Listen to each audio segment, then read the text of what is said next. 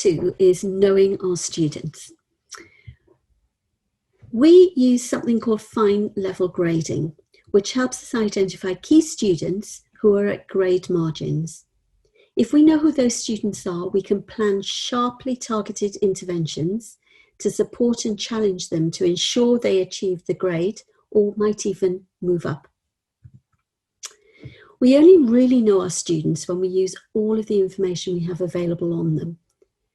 Teachers have their knowledge of how they work in class, their commitment to homework, they have test scores, quiz scores, previous mock exam scores, and of course we see how determined and focused they are or may not be.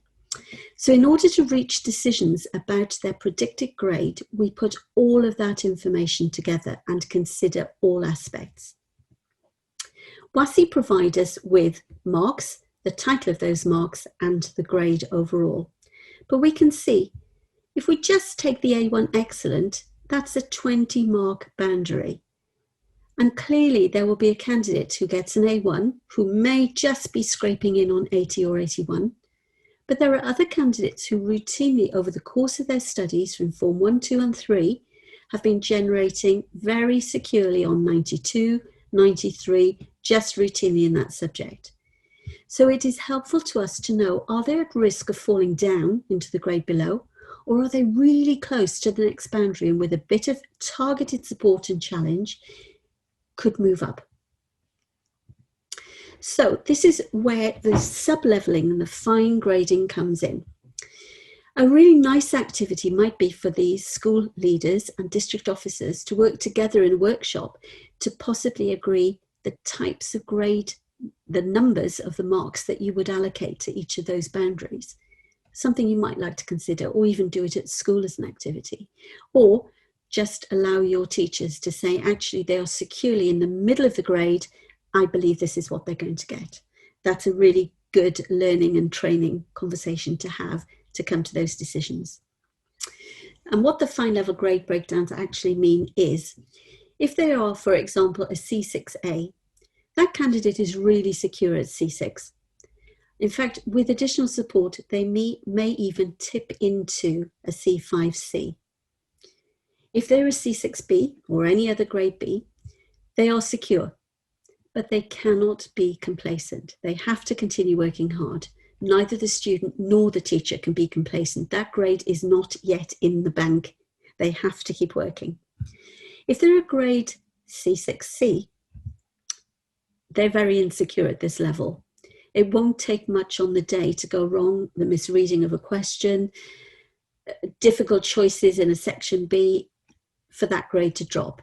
So they will need real intervention to identify how to ensure that they are banking those marks and making sure that they get that grade and don't fall down. So the summary then of how that looks across from A1 down to F9 is just there for us to reflect. But the important thing, of course, for us as school leaders are the issues that this throws when we collect all the data in. So it will be that the head teacher, the academic mistress or master, and the RSL would sit together, possibly or probably with the subject leaders or the teachers of those subjects in small subjects, and talk just about the subject, but also across that child's experience.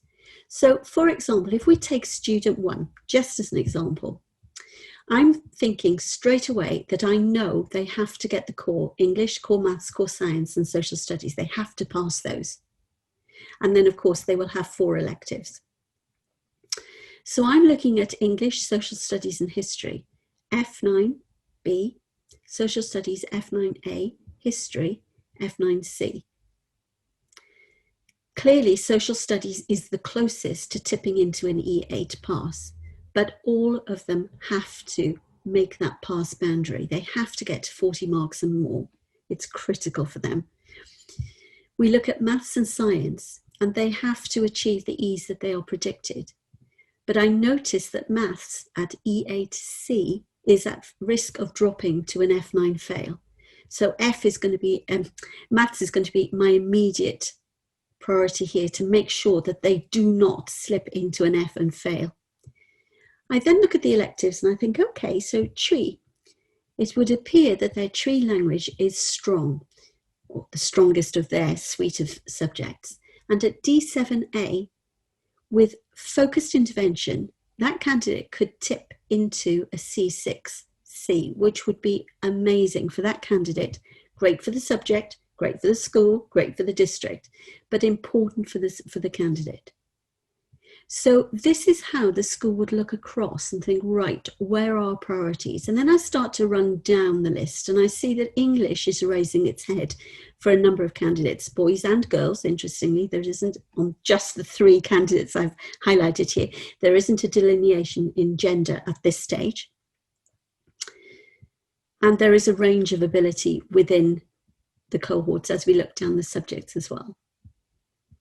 So there will be issues for subjects, there'll be issues across for the candidates. And this is the joy of sub-leveling and fine grading, because it allows us to really hone in on the issues and address those for each candidate to give them the very best chance of exam success.